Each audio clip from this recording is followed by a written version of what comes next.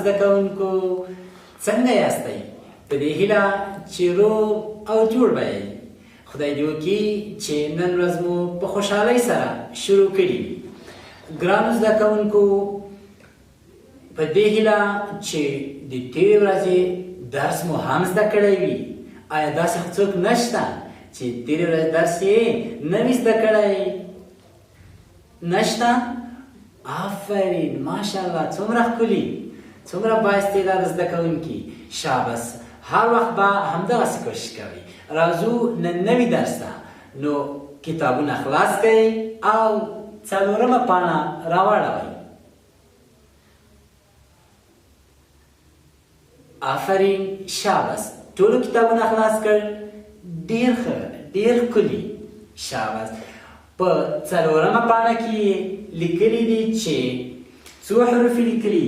څوک یې ویلی شي؟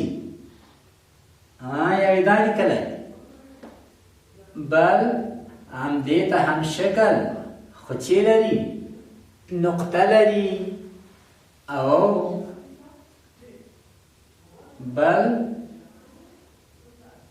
بل چیرې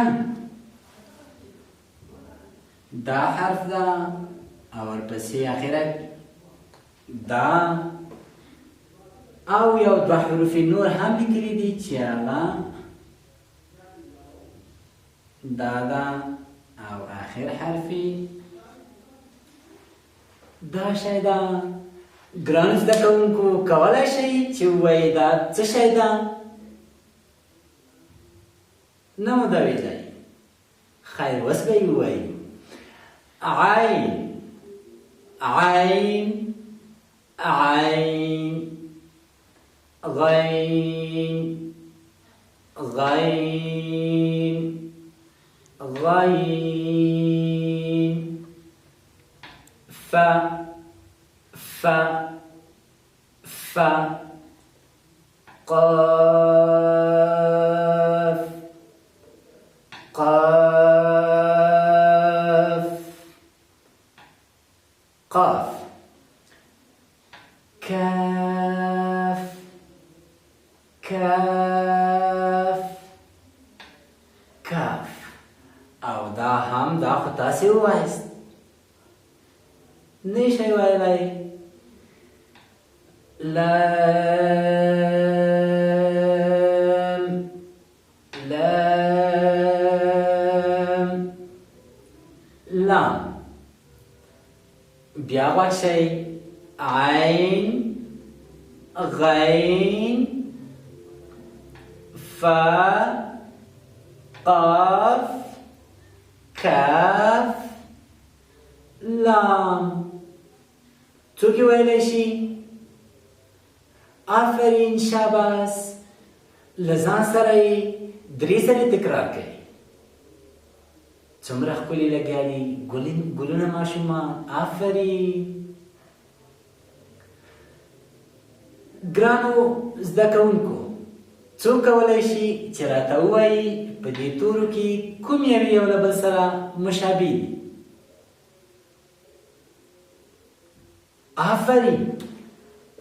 وایي عین له غین سره مشابه ده. خیر، توپیر یې په څه کې ده؟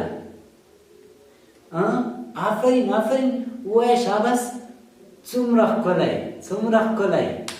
وایي توپیر یې په نقطه یا ټکي کې ده چې عین نقطه نه لري او غین نقطه یا ټکی لري. آفرین، شاباس. ګرانو زده کوونکو، دا و د نن ورځې درس. دا به تاسې په خپلو کورونو کې 2 صفحې ولیکئ. او هو، تنها لیکل نه دي، بلکې دا به زده کوئ او له خپلو والدینو یعنې مورکۍ او پلارجان سره به یې هم تکراروئ، تر څو تاسې له هغوی او هغوی له تاسې څخه زده کړي او هغوی متوجه شي چې زوی جان مې درس زده کوي او زده کړی ده او تاسې ته ډېر څه راوړي، تشویق مو کړي چې تاسې نور هم بیا درس ووایئ. سمه ده؟ که په دې کې له تاسو سره هر قسم سوالو پوښتنه ولا نو بیا به تاسې خپله پوښتنه د خپل ښوونکي سره د واتساپ له لارې شریکوئ. درسته ده؟ اوس راځو دوهم برخې ته چې هغه د قرآن برخه ده. نو تاسې راواړوئ خپل د قرآن بخش 34مه صفحه یا پاڼه او وګورئ چې هلته یې څه لیکلي. شاباس راوامړوه. آفرین ګلونو شاګردانو. څوک یې وایي څه یې لیکلي په تور قلم سره دا غټ؟ شاباس آفرین سورة الناس. سورة الناس ډېر ښکلی. بیا هم راځو سورة الناس ووایو. سورة الناس د ویلو نه مخکې باید یو کس جګ شي او ما ته ووایي چې د قرآن آداب څه ول. آفرین اودس کول. شاباس بل ډېر ښکلی ډېر ښایسته. آفرین وای اعوذ بالله او بسم الله باید وویل شي. زه هم د خپل ښکلي شاګرد ګران شاګرد خبره منم او داسې مې کړی ده. اوس به په اعوذ بالله او بسم الله سره د سورة الناس تلاوت وکړم. ټول متوجه سئ، سم کښېنئ او قرآن ته یا سورة الناس ته وګورئ. آماده یاستئ؟ شاباس. أعوذ بالله من الشيطان الرجيم. بسم الله الرحمن الرحيم.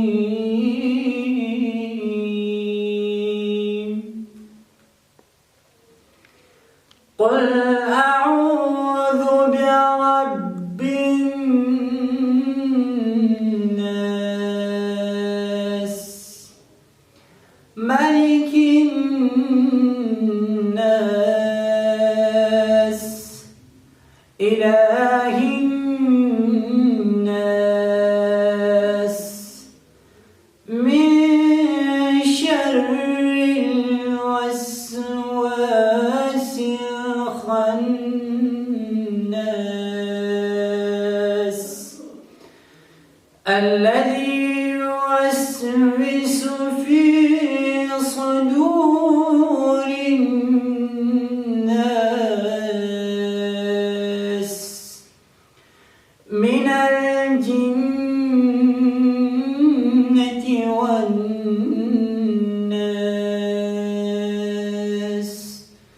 صدق الله العظيم. داو دی سورة الناس تلاوت په آواز کې. ګرانو زده کوونکو تاسې به زما د آواز څخه هم په ښکلي آواز دا سورت یو بل ته او په کورونو کې خپلو والدینو ته اوروئ تر څو هغوی خوشحاله شي چې زما بچی مکتب یا ښوونځي ته عبث نه ځي. نو تاسو ته به ډېر څه د انعام په ډول بیا درکړي. ګرانو زده کوونکو اوس نو کتاب ته وګورئ او ووایئ چې په سورة الناس کې څو ځلې د ناس کلمه راغلې ده. آفرین شاباس. شاباس څوک یې وایي؟ ډېر ښکلی. وایي شپږ ځلې راغلي. څومره ښکلی څومره بااستعداده. ګرانو زده کوونکو که چیرې تاسې هر مضمون ته په همدغه شکل متوجه شئ نو یقین ولرئ ته چې غواړئ په آینده کې جوړېدلی شئ. اوس نو که چیرې تاسې په دې درس کې سوال یا پوښتنه لرئ نو مهرباني وکئ له خپلو ښوونکو سره د واتساپ له لارې په تماس کې شئ ترڅو ستاسې مشکل حل کړي. اوس نو ماته اجازه راکړئ ترڅو بیا ستاسې په درانه چوپړ کې حاضر کېږم. د الله په امان.